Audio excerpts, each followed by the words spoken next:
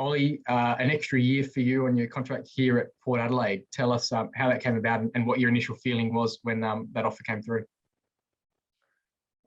Firstly, just super stoked. Really, really happy that I'm able to get another year in the system. I think the more time I get in an AFL system, the better I'll be, and just looking forward to what's to come, and really happy with another year around the footy club. Has it been hard for you? I guess you came off a couple of years with not a lot of footy, obviously, in Victoria with all the COVID impacts on school and underage footy. So how have you found the whole, the last year, I guess, of being at the club and in an AFL system? Yeah, for me, it was a bit different. As you said, just not playing a lot of footy leading up to my draft. And I feel like it took a while to get used to just playing footy 24/7 again.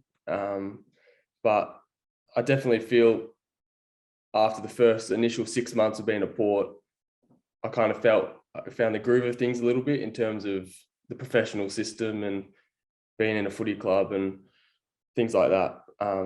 So I feel as though, I feel a lot more settled now than I did 12 months ago. So it's been a pretty dramatic change.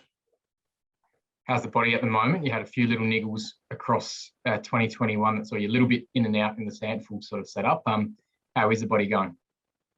Body's feeling really good now. Fittest I've ever been, strongest. So yeah, really excited just to see what I can do this season. Obviously, last year wasn't ideal in terms of my body. It kind of got injured a little bit, but I feel like this year I can really just put my best foot forward and have a good season. Really looking forward to it.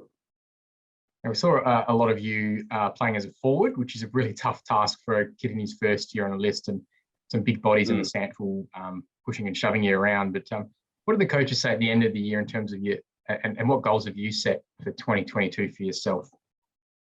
Yeah, I think we, coaches and myself, last year kind of just reviewed it as it was a pretty challenging year, but felt like I got better every game I played and felt a little bit more comfortable at the level.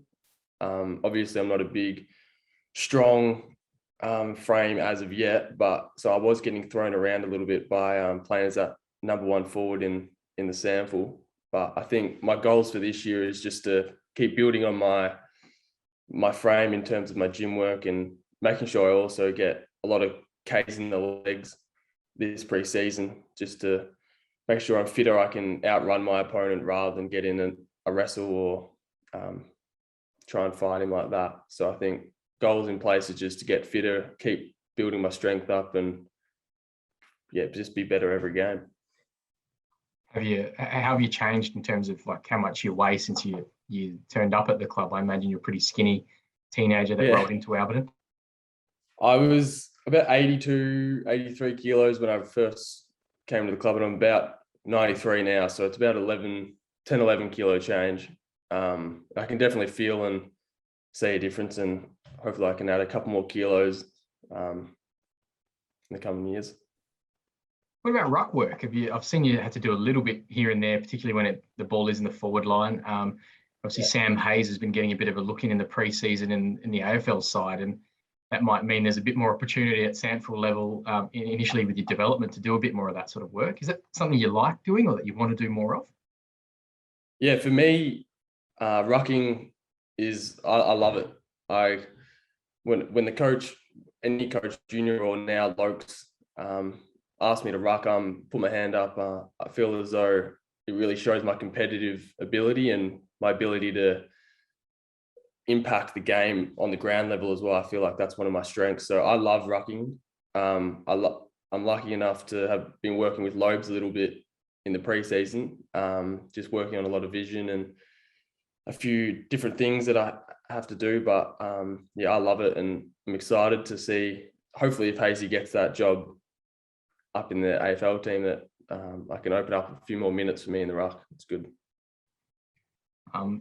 Obviously, we talked about your contract extension, but also today we have the news of Josh Sin and Dante Vicentini, another couple of good young guns like yourself, and also a couple of Sandringham Dragon products. Like you played a bit of time or spent a bit of time at Sandringham as well. So is there a bit of a Sandringham club here at Alberton? And what do you make of the news that they haven't even played a game for the club, but they've signed on? They're obviously enjoying their time, and the club's seen enough out of them to give them an extension as well.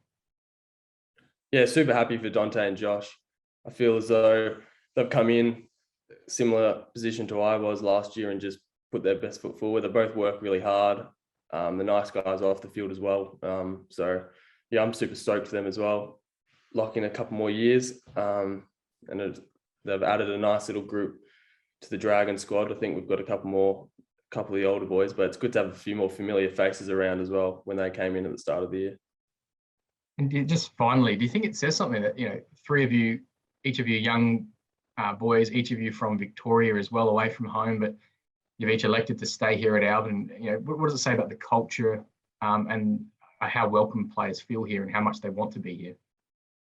Yeah, I agree. I think it's one of the many examples that Port have such a strong culture within the players and the coaching staff. I feel as though it's really like a family club. I feel as though I'm part of something really special, and I know a lot of senior players say we're a family and we're really close because we're here a lot, but I truly think that stands as a younger player like myself. I feel as though that rubs off on me as well, and as the other boys can comment as well, I think we're just really lucky to be a part of such a good club who has welcomed us in for the first 18 months.